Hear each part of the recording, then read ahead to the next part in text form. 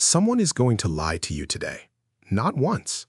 If the numbers are right, closer to 200 times before you fall asleep tonight. And here is the strange part. You will believe almost all of them, and you will never feel it happen. That number sounds impossible. 200. It feels like something that could only be true for a gullible stranger. Never for you.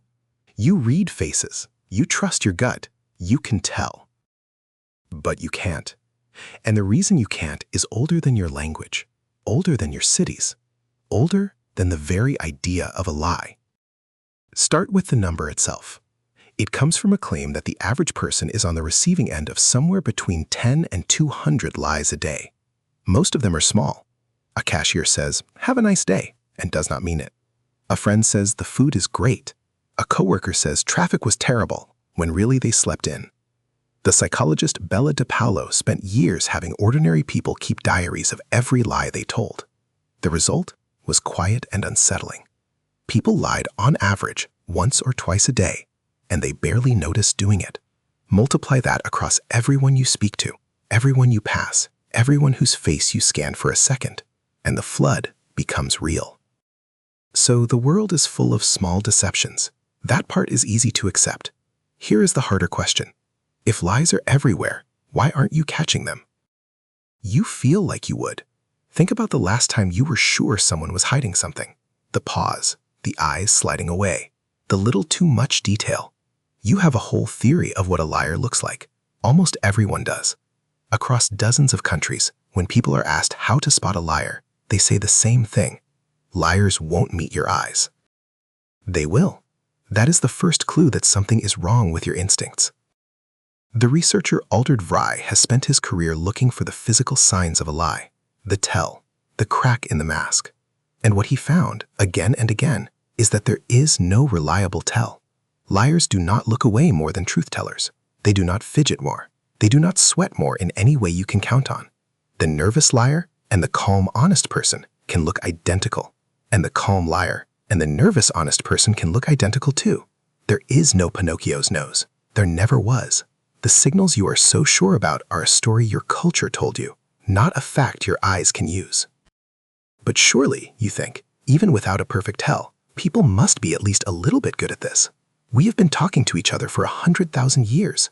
Detecting a liar could mean the difference between eating and starving, between safety and betrayal. Evolution should have made you sharp. So how sharp are you? A team led by Charles Bond and Bella DePaulo gathered together the results of hundreds of experiments on lie detection. Thousands of people, watching others speak, guessing true or false. They pooled it all into one enormous number, and that number is the quiet center of this whole story. On average, humans identify a lie correctly about 54% of the time. Sit with that. 54%. A coin flip is 50. You, with your whole brain, your years of experience, your certainty that you can read people, are barely better than a coin.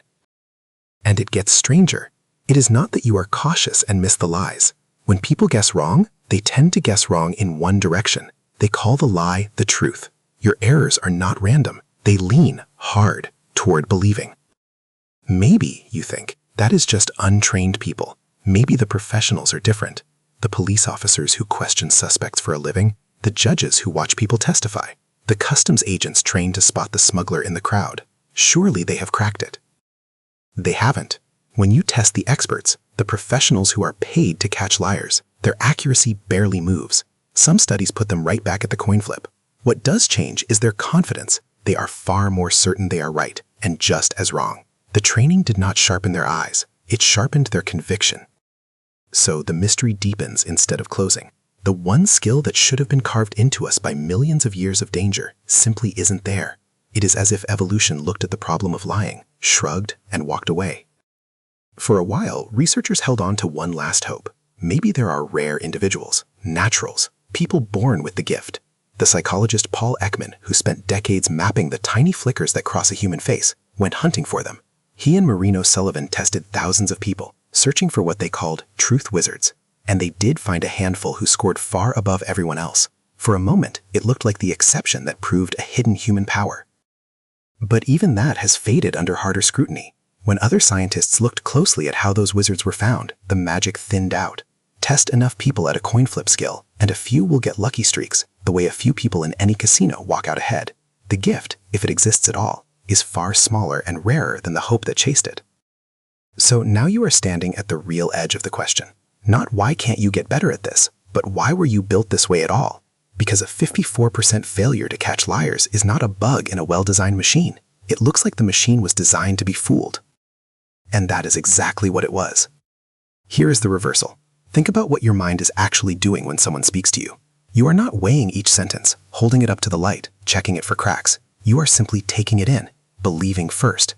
A researcher named Timothy Levine gave this a name. He calls it the truth default. Your brain's factory setting is to assume that what you are being told is true, and to keep assuming it until something forces you to stop. That setting is not laziness. It is the whole reason human communication works. Imagine the opposite. Imagine a mind that questioned every word, that met each sentence with suspicion, that demanded proof before accepting anything. That mind could never learn from another person. It could never be told where the water is, or which berry is poison, or that a stranger is coming over the hill. Language only becomes powerful when you can absorb a fact you did not see for yourself, and to absorb it, you have to believe it. For almost all of human history, the people speaking to you were the few dozen souls in your band, your kin, the ones whose survival was tangled up with yours. Lying to them constantly would have destroyed the very cooperation that kept everyone alive. So trust was cheap and usually safe, and the occasional lie you missed cost you far less than a lifetime of suspicion would have. A mind that believed easily thrived. A mind that doubted everything was alone.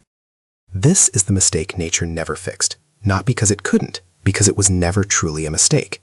Your gullibility and your ability to be part of a species that shares knowledge are the same trait, wearing two faces. You cannot pull them apart. The price of being able to trust 100 true things is missing the handful of lies threaded through them. And so here you are, living now in a world nothing like the small band you were built for.